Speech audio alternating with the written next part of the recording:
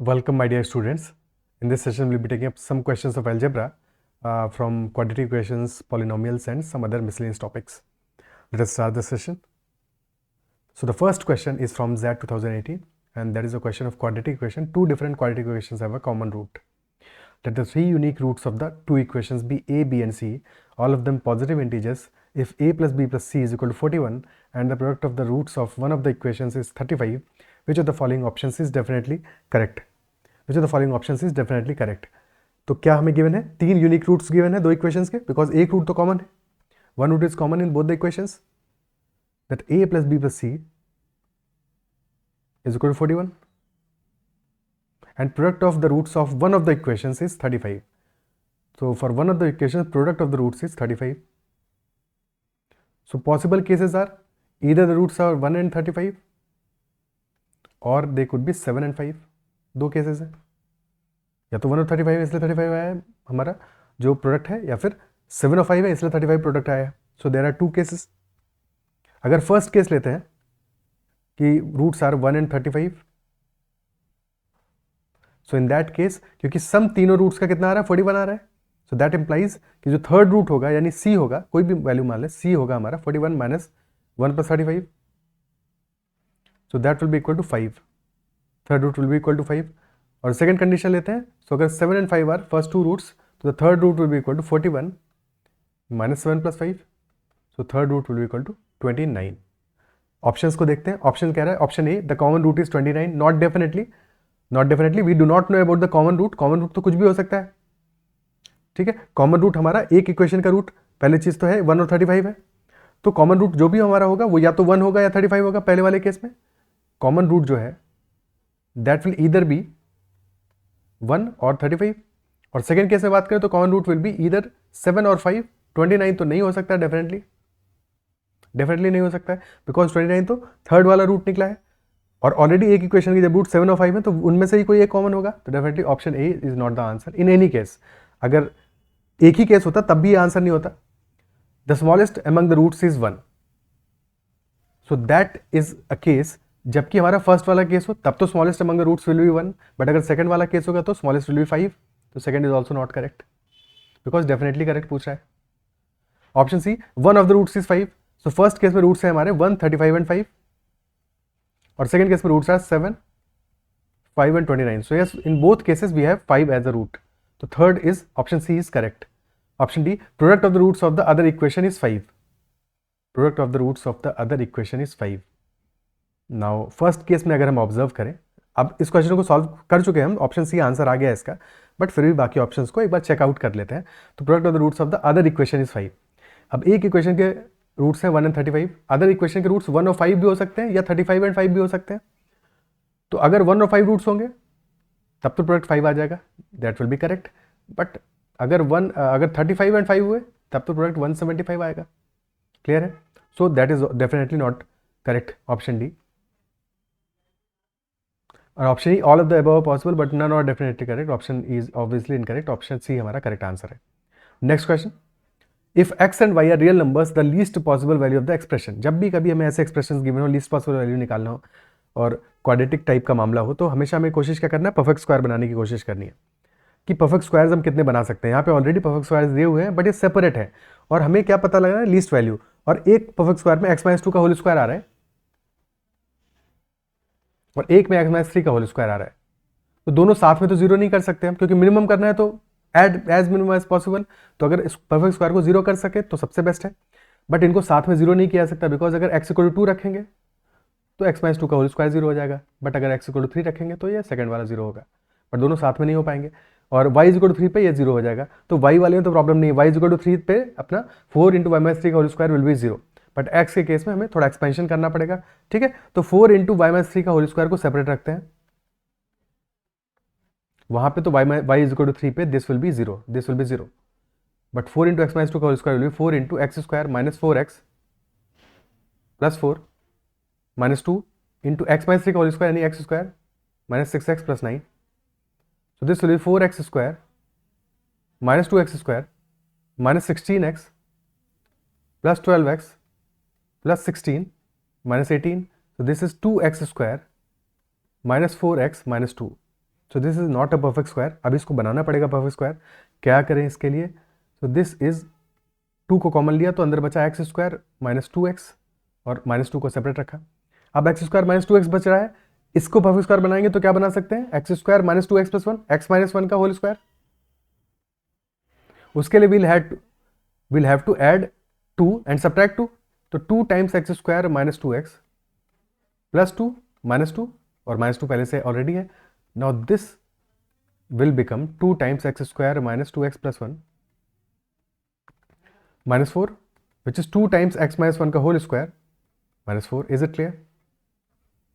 So now we know कि y is equal to 3 पे this portion will be 0 और ये portion हमारा कब मिनिमम होगा? जब x is equal to 1 रखेंगे, because x is equal to 1 पे perfect square तो 0 हो जाएगा, बचेगा minus 4 बच जाएगा. So our answer for the whole expression will be minus 4 will be the minimum value. Option B will be the minimum value. और ये कब minimum value होगी? When x is equal to 1 and y is equal to 3. तब minimum value आएगी -4. Is it clear? ठीक है. So that's how this question will be done. Next question. Next is let x and y be two positive integers and p be a prime number. If x into x minus p minus y into y plus p is equal to 7p, what will be the minimum value of x minus y? Okay, so expand करने की कोशिश करते हैं इसको. This will become x into x minus p यानी x square minus P X minus Y square minus P Y is equal to 7p. ठीक है. So X square minus Y square तो अलग आ गया और minus P into X plus Y that is equal to 7p. Now X square minus Y square X plus Y into X minus Y यानी X plus Y दोनों में common आ जाएगा. We can take that out. This will become X plus Y into X minus Y minus P and that is equal to 7p. Now 7 is a prime number और p is also a prime number.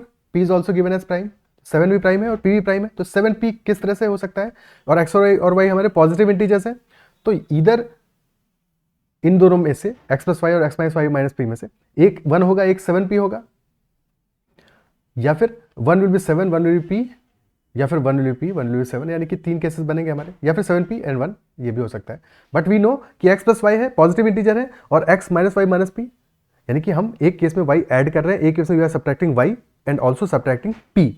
तो ज्यादा बड़ा value कौन सा होगा? Which will be larger? Definitely X plus Y will be greater than X minus Y minus P. ये तो पक्की बात है.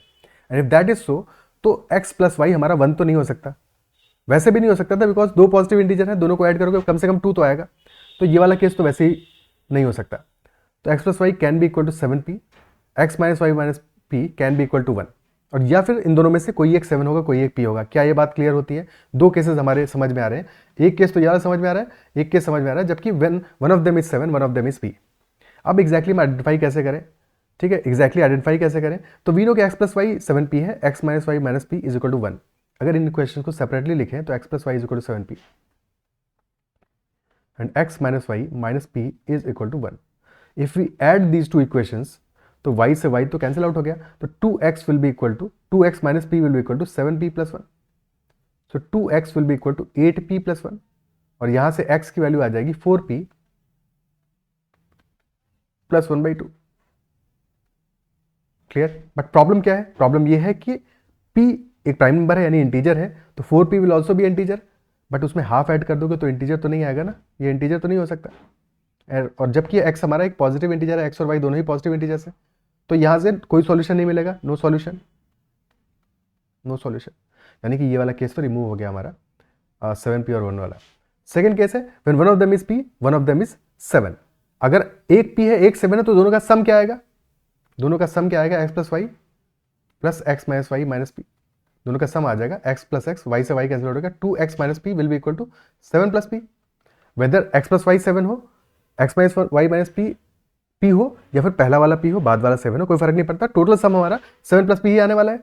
तो 2x minus P is 7 plus P यानी कि 2x आ जाएगा 7 plus 2p. So x will be equal to 7/2 plus p. Again same कहानी कि x हमारा इंटीजर नहीं आ पाएगा, तो यहां से भी कोई सॉल्यूशन नहीं मिलेगा हमको, कोई सॉल्यूशन नहीं मिलेगा. ना यहां से सॉल्यूशन मिलेगा ना यहां से सॉल्यूशन मिलेगा, तो सॉल्यूशन मिलेगा ही नहीं. और अगर सॉल्यूशन ही नहीं मिलेगा तो फिर मिनिमम वैल्यू कहां से निकालेंगे? Option E is the answer in this case कि there is no minimum value because there is no solution whatsoever. ठीक है. तो आई गेस इस क्वेश्चन में फ्रेमिंग में कहीं पे कुछ गड़बड़ हुआ है उनसे. That is why they have put this condition, ठीक है।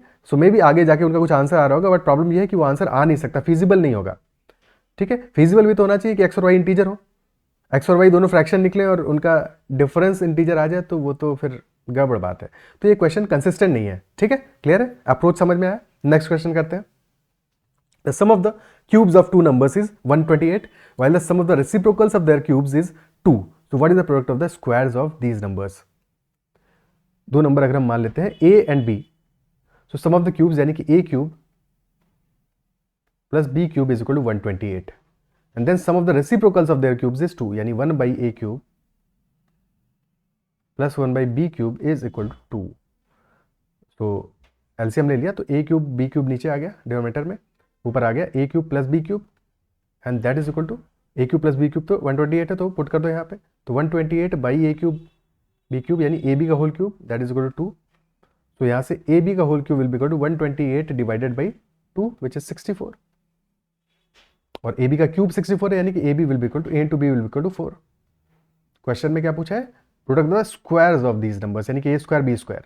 तो A B is equal to 4 है, ए बी का होल स्क्वायर या A square B square will be equal to 4 का square and hence 16 option A. Clear, ठीक है. Next question. Rahul has just made a 3x3 magic square in which the sum of the cells along any row, column or diagonal is the same number n. The entries in the cells are given as expressions in x, y and z. So we have to find the value of n. यानी कि अगर हम किसी भी रो को sum up करें तो the sum should be equal to n. किसी भी कॉलम को सम अप करें sum should be equal to n. किसी भी डायगोनल को भी सम अप करेंगे तो भी sum will be equal to n only, n only, ठीक है. अब यहाँ पे n से तो हमें n को फाइंड आउट करना है, बट कैसे इक्वेट कर सकते हैं. कुछ टर्म्स है हमारे जो कि लीनियर यानी कि पावर 1 है जिनका, कुछ में स्क्वायर है तो प्रॉब्लम है, ठीक है. तो पहले हम उनको आइडेंटिफाई करते हैं जो लीनियर वाले हैं, जहाँ पे कि सम में सारी लीनियर वैल्यूज आए तो उनसे उनकी इक्वेशन बनाते हैं, उनसे कुछ निकालने की रिजल्ट निकालने की कोशिश करते हैं. तो दिस रो नंबर 1 में सारे के सारे टर्म्स हमारे पावर 1 वाले हैं. रो 3 में भी सारे टर्म्स पावर 1 के ही हैं, तो इनको इक्वेट करते हैं. तो 3x plus 4y plus 2x plus 2x plus y plus z यानी कितना x आ रहा है इसमें, फर्स्ट रो में कितना आ रहा है 3x प्लस 2x यानी कि 7x plus 5y plus z and this is equal to third row में आ रहा है 3x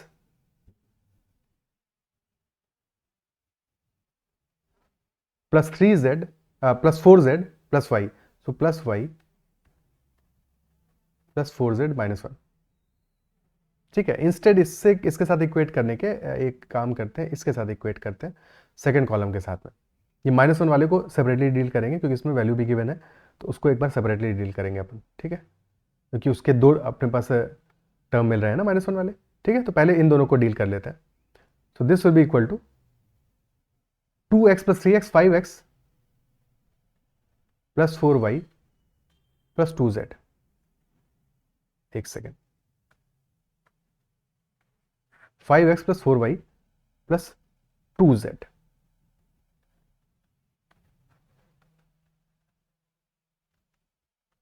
ओके, सो यहां से 7x में 5x सब्ट्रैक्ट करेंगे तो 2x आ जाएगा, 4y में 5y सब्ट्रैक्ट करेंगे माइनस y आएगा, 2z माइनस z आएगा, z minus y, 2x is equal to z minus y. ये हमारा इक्वेशन बन गया. या फिर we can say that z is equal to 2x plus y. That is our first equation. Now we'll take two summations. एक तो summation of the third row and second summation of this diagonal, because diagonal में भी इसमें सारे के सारे linear values ही हैं और second वाले में भी खैर linear values हैं, ठीक है. तो अब इनको add up करते हैं.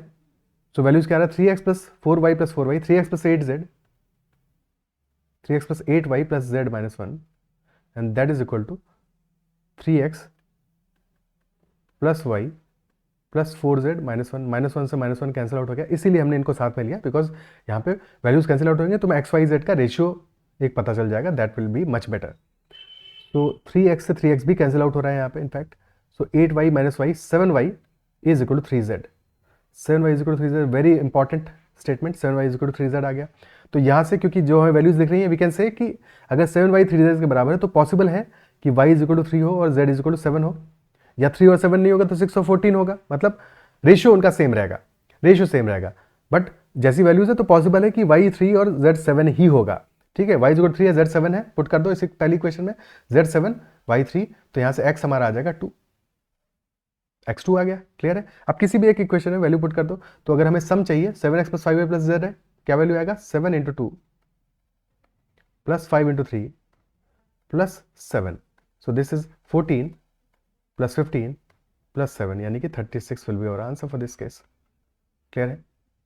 Option B. ऐसे केस में बस ये ध्यान रखना है कि जो लीनियर वैल्यूज हैं उनसे इक्वेशन बनाओ, और उनसे और भी इक्वेशन बन जाएगी अभी, क्योंकि और अगर हम चेक करें तो अभी ये हमने इसको कंसिडर ही नहीं किया है, इससे भी तो इक्वेशन बनेगा, ठीक है। तो हमारे वैल्यू सॉल्व हो जाएंगी। अगर क्वाड्रेटिक के चक्कर में पड़ गए तो फिर कंफ्यूज हो जाओगे, और फिर सॉल्व कैसे करोगे, उसको सॉल्व कैसे करोगे, ठीक है, क्योंकि वहाँ पे अननेसेसरली आपका प्रॉब्लम ज़्यादा बढ़ेगा। एक जगह पे x लिखा होगा, एक जगह पे x² लिखा होगा, तो हौच पौच हो जाएगा।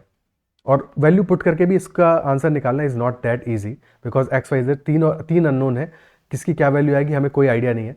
तो कैसे सॉल्व करोगे वैल्यू पुट करके भी, this will be very problematic. Okay, ठीक है, नेक्स्ट क्वेश्चन देखते हैं।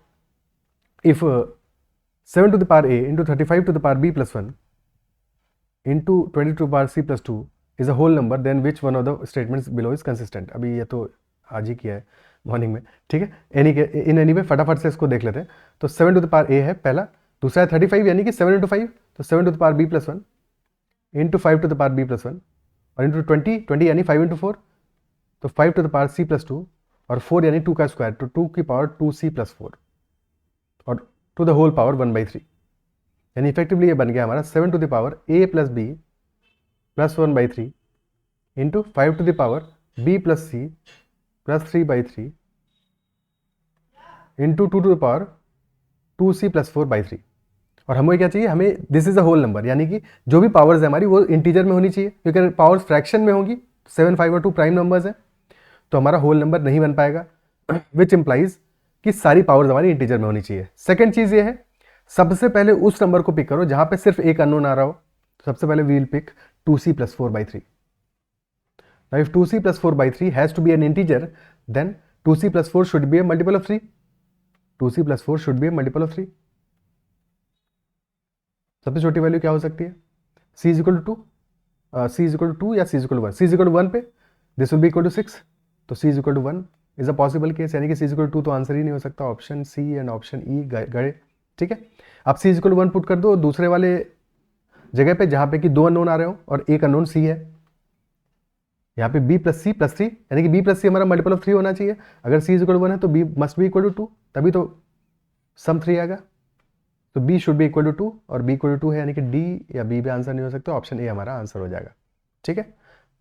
अब चाहो तो पहले वाले पे सेटिस्फाई करा के चेक कर सकते हो, क्योंकि अगर उस पर सेटिस्फाई नहीं करता तो फिर नन ऑफ दीज आंसर होता, but none of these given नहीं है, तो डेफिनेटली आंसर हमारा ऑप्शन ए ही होना है और कुछ हो ही नहीं सकता। Next question,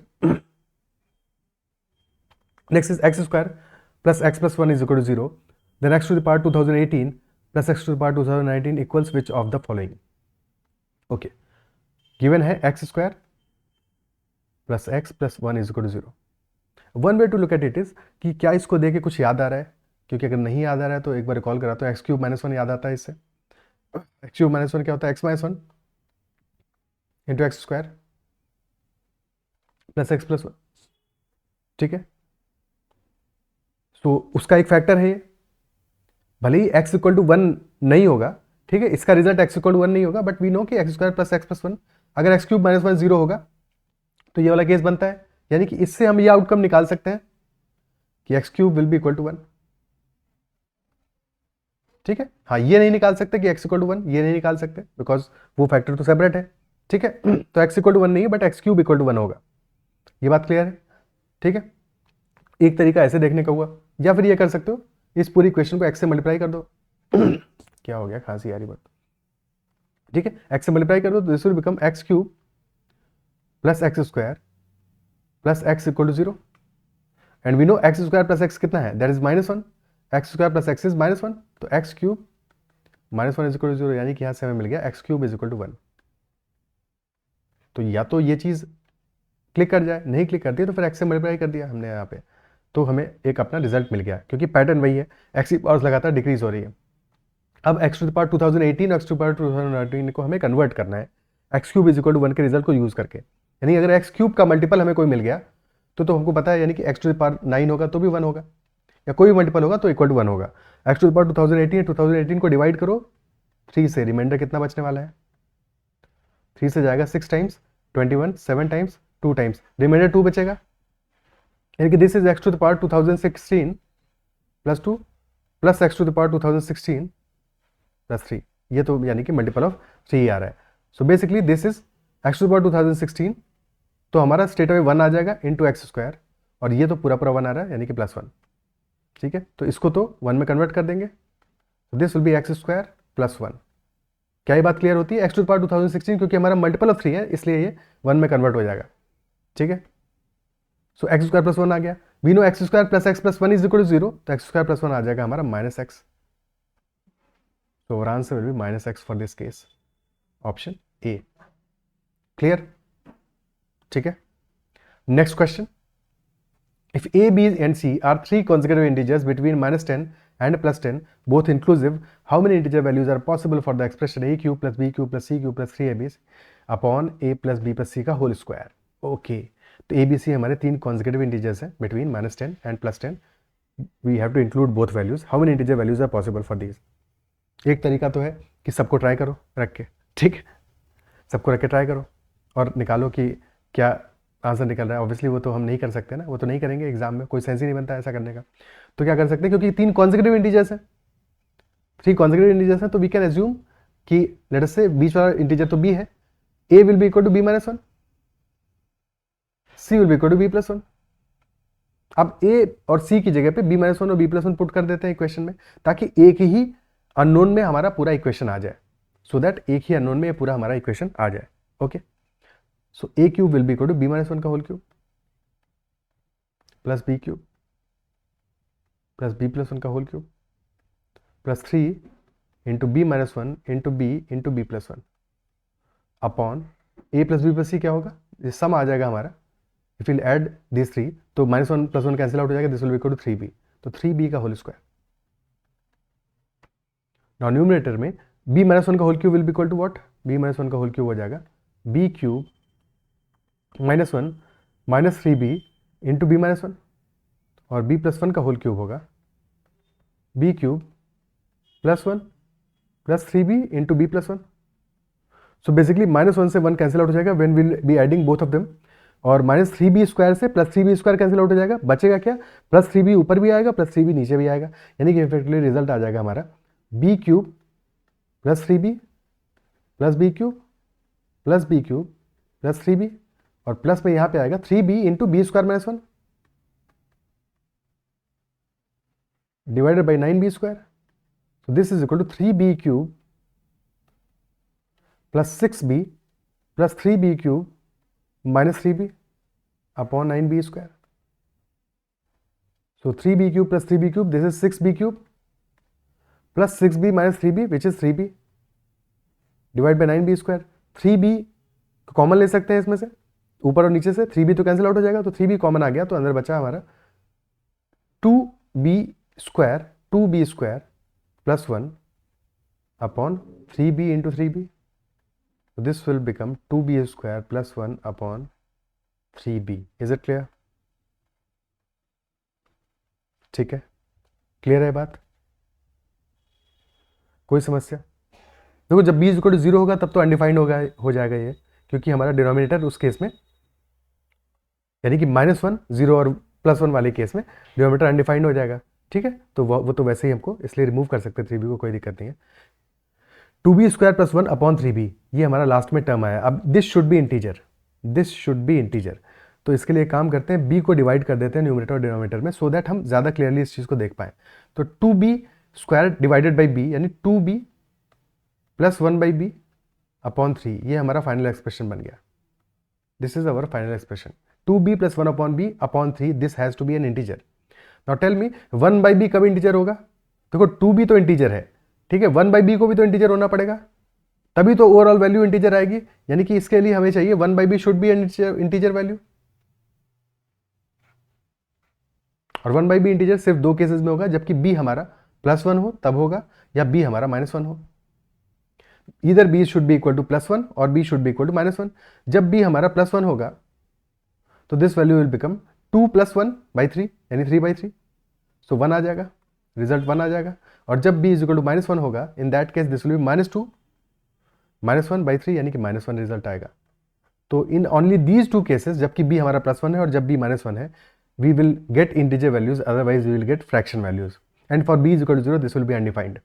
So option answer कौन सा आएगा? Option C. Clear? Okay. Next question. Teacher noticed a strange distribution of marks in the exam. There were only 3 distinct scores 6, 8 and 20. तो यानी कि बच्चों के या तो मार्क्स आए हैं 6, या तो आए हैं 8, या आए हैं 20. इसके अलावा कोई कॉम्बिनेशन बना ही नहीं है. तो 6, 8 and 20 are the only 3 marks that students have received. The mode of the distribution was 8. Mode है 8, यानी कि सबसे ज्यादा बच्चों के मार्क्स आए हैं 8. That is what is given. तो 8 is mode. The sum of the scores of all the students was 504. Fine. The number of students in the most popular category. Most popular category कौन सा होगा? That is mode only. Mode only. तो यानी कि 8 marks वाले students जो हैं, they are equal to number of students is equal to sum of the number of students with lowest score which is 6. तो अगर लोएस्ट स्कोर हम मान लेते हैं कि x स्टूडेंट्स हैं जो कि लोएस्ट स्कोर वाले हैं, तो sum of the number of students with lowest score and twice the number of students with highest score. High score वाले y मान लेते हैं. So 8 will be sum of the number of students with lowest score यानी कि x plus twice the number of students with high score यानी x plus 2y. This is the number with 8. अब हमें equation मिल गया straight away कि sum of the scores of all the students is 504. Equation बना लेते हैं. तो यहां पे कितना आएगा sum? This will be 6x plus 8 into x plus 2y plus 20y. This is equal to 504. 6x plus 8x will be 14x plus 8 into 2y 16y plus 20y यानी 36y is equal to 504. 2 से divide हो रहा है तो 2 से divide करके this will be 7x plus 18y is equal to 252. Now we have to solve this equation. 7x plus 18y is equal to 252. कोई एक वैल्यू निकाल लेते हैं, उसके बाद बाकी वैल्यूज निकालना आसान हो जाएगा. Is what 252 divisible by 7? 7 3 जा 21, 42. Yes, this is divisible. तो 7 से अगर डिवाइड करते हैं कितनी बार जाएगा? 7 3 जा 21, then 42 यानी 7 6 जा. तो 7 into 36 is 252. तो डेफिनेटली एक सॉल्यूशन हमारा क्या है? 7 into 36 plus 18 into 0. ये पहला सॉल्यूशन है. एंड एज वी नो कि नेक्स्ट सॉल्यूशन कब आएगा? जब 0 में 7 ऐड करेंगे. 7 ऐड करेंगे यानी कि 7 आएगा y और 18 सब्ट्रैक्ट करेंगे 36 में, यानी कि 18 और 7 will be our next solution. और उसका नेक्स्ट सॉल्यूशन कब आएगा? जब अगेन हम 18 सब्ट्रैक्ट करेंगे यानी कि 0 और इसमें 7 ऐड करेंगे यानी कि 14. So these will be our 3 solutions. But question में क्या है? These are number of students. x and y are number of students. और क्लास में 3 डिस्टिंक्ट स्कोर आए हैं, यानी 6 भी आया है, 8 भी आया है, 20 भी आया है. सो ना तो x 0 हो सकता है ना ही y 0 हो सकता है. Both x and y should not be equal to 0 because 3 distinct score आए तो है ही है. तो x and y should not be equal to 0. Then definitely एक ही केस पॉसिबल है, that is x is equal to 18 and y is equal to 7. और टोटल नंबर ऑफ स्टूडेंट्स कितने हैं? That will be 2x plus 2y plus y, 2x plus 3y. That is total. So total number of students will be 2 into 18 plus 3 into 7. So 36 plus 21, that will be equal to 57. अच्छा सवाल है. 57 will be the answer, option E. Clear? Okay. Next question देखते हैं. A polynomial ax cube plus bx square plus cx plus d intersects x-axis at 1 and -1 and y-axis at 2. तो value of b क्या होगा? तो polynomial के बारे में हमें क्या पता है? दैट एक्स एक्सिस को इंटरसेक्ट करती है ये एट 1 एंड -1. सो 1 और -1 पे पॉलिनोमियल का वैल्यू 0 होगा, तभी तो इंटरसेक्ट कर रहा है. ठीक है. ऑल्सो वाई एक्सिस को इंटरसेक्ट कर रही है 2 पे. So these are 3 intersection points with coordinate axis. Okay. कुछ ऐसा इक्वेशन होगा इसका. एक second.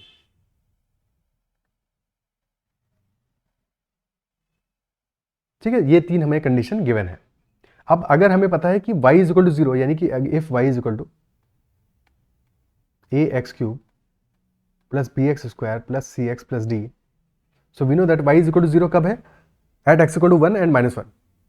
So y is equal to 0 at x equal to 1 and -1. ठीक है. ऑल्सो दूसरी चीज़ क्या पता है कि जब x इक्वल टू 0 पुट करेंगे तो x इक्वल टू 0 पे y इक्वल टू 1 आ रहा है, क्योंकि वहाँ पे इंटरसेक्ट कर रहा है। तो also at x equal to 0 y is equal to 1, sorry y is equal to 2, y axis पे 2 पे इंटरसेक्ट करेंगे तो y is equal to 2। Value of b question हमसे पूछ रहा है, पुट करके देखते हैं। तो y is equal to 0 x equal to 1 पे है, x इक्वल टू 1 पुट करो इक्वेशन में x इक्वल टू 1 पुट करेंगे तो क्या रिजल्ट आएगा, x इक्वल टू 1 पे this will become a plus b plus c plus d, क्योंकि x क्यूब x स्क्वायर सभी कुछ 1 होगा, and this has to be equal to 0। This is our first equation. Now let us put x equal to -1, x equal to -1 पे x cube will be -1 तो minus a, x square will be +1 plus b, x will be -1 तो minus c plus d is equal to 0, and hence we can say that b plus d will be equal to a plus c, and we know that a plus b plus c plus d is equal to 0 और b plus d हमारा a plus c के बराबर है। तो अगर b plus d a plus c के बराबर है तो can we say that b plus d as well as a plus c will be equal to 0, दोनों ही 0 होंगे क्योंकि दोनों का सम 0 आ रहा है। तो definitely b plus d is equal to a plus c is equal to 0, that is our outcome from this। now we know, अब third वाला जो कंडीशन है कि x इक्वल टू 0 पे y equal to 2, x equal to 0 रखते हैं equation पे, तो x इक्वल टू 0 पे ax cube bx square cx सब कुछ 0 हो जाएगा, बचेगा सिर्फ त्रिवेदी यानी d, और d will be equal to 2। तो यहाँ से सीधे हमें d की वैल्यू मिल गई, d is equal to 2 and b plus D is equal to -0, sorry -0, so b will be equal to -d, so b will be equal to -2, answer will be -2, option A, -0 is nothing.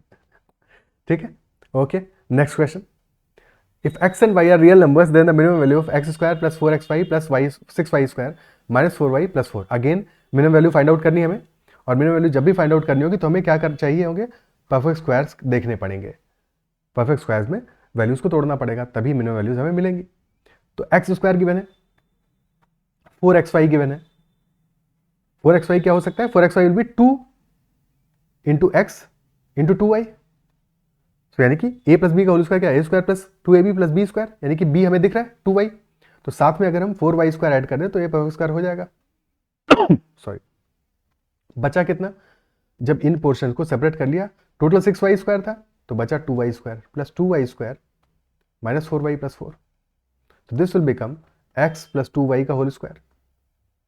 Again यहाँ पे 2y square minus 4y है, यानी कि plus 2 into Y square minus 2y plus 4, perfect square बनना है तो y square minus 2y plus 1 करना पड़ेगा, then this will be a perfect square of y minus 1 का होल स्क्वायर, सो यानी कि प्लस 2 माइनस 2 करेंगे, so this will become x plus 2y का whole square plus 2 into Y square minus 2y plus 1 plus 2 किया और साथ में minus 2 भी करना पड़ेगा, प्लस 2 किया माइनस 2 भी करना पड़ेगा। Now we know that x plus 2y का whole square plus 2 times y minus 1 का होल स्क्वायर प्लस 2, ये हमारा एक्सप्रेशन बन गया। मैंने वैल्यू पूछा है क्वेश्चन में, वी नो कि y इज इक्वल टू 1 पे this will be 0, y is equal to 1 this will be 0 and this can also be 0, this can also be 0, y is equal to 1 आ रहा है तो x की value क्या होगी, अगर इसको 0 करना है तो y इज इक्वल टू 1 है, यानी x plus 2 is equal to 0, यानी x इक्वल टू -2 होगा, क्योंकि y इज इक्वल टू 1 तो है ही है, x equal to -2 y is equal to 1 पे दिस एक्सप्रेशन, ये दोनों एक्सप्रेशन हमारे परफेक्ट स्क्वायर वाले, ये तो 0 हो जाएंगे, बचेगा सिर्फ 2, तो minimum value will be equal to 2, option C. Clear, okay, so these are all the questions of algebra that were remaining from miscellaneous topics. I believe कि सेशन आपको पसंद आया होगा, क्वेश्चन समझ में आए होंगे, और अगर कोई भी डाउट हो तो you can always comment. Session पसंद आए उसको लाइक जरूर करना है, and that's all for this session. Bye bye, take care, see you in another session.